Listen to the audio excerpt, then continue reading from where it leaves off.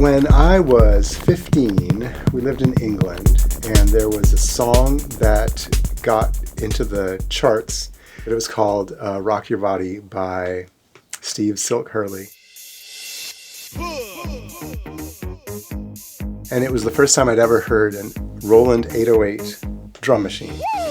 The kick drum is the super famous 808. When people talk about 808s, they're talking about the kick drum. But then there's the clap and the cowbell. And when I was this 15-year-old kid listening to this sounds in England, something happened in my brain. I was like, this is amazing. Listen to these sounds. Where do they come from? And 10 years ago, I realized, wait a second, the electronic schematics that are in that machine that describe the circuitry are available online for free. You can just find them and download them. And I realized I could build and perform those myself. The first circuit that I built from somebody else's schematic was an 808 kick drum. And I built probably 3 or 4 different tries until I finally got one that worked. And I plugged it in and I pushed the button to make it go. And it just went tick. I was like, oh, it doesn't work. Tick. Because I was using a little teeny speaker about this big. I was like, wait a second. So I plugged it into some headphones and I put the headphones in and it went, I was like, yes, it works. A synthesizer, in a more abstract sense, is a device that makes sound electronically. Inside each of these cans is some kind of circuitry that looks like this. It's a rat's nest of wires and components.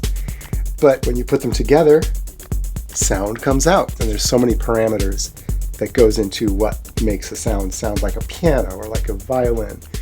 But more interesting to me are the sounds that don't sound like any real-world instrument.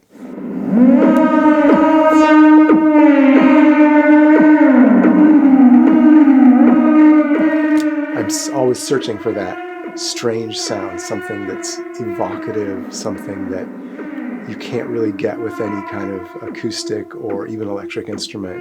So I think, how can I accomplish that? So I designed the circuit for it, and I eventually, after months of work, get that sound. I'm like, cool, I did it! And I play with it for, I don't know, half an hour, and I listen to it, and this sounds so great, I love this. And I'm like, what can I do next? Most of my energy, most of my creative energy is actually spent in building the things that make sound versus performing on them.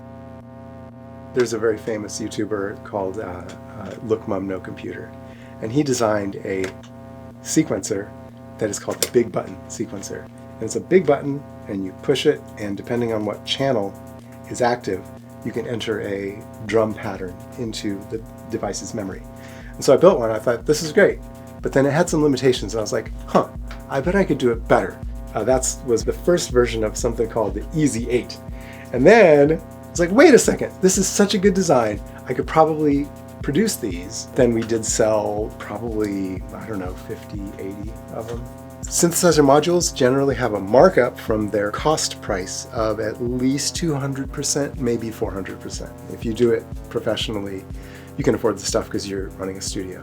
But if you're just a hobbyist, you're looking at thousands and thousands of dollars of money spent on something that is honestly not going to make you much money back unless you get big. The dance music community didn't have a lot of money, and that's why the Roland drum machines became so popular. Because, to be honest, they sounded really weird and not like real drums. And so kids would find these machines in pawn shops and take them home, and they would perform, and that's where we got house music, where we got techno music, and that community is something I resonate with a lot. My project is called Modular for the Masses, and I come at it from a very sort of Marxist theory of making things available for people who need them.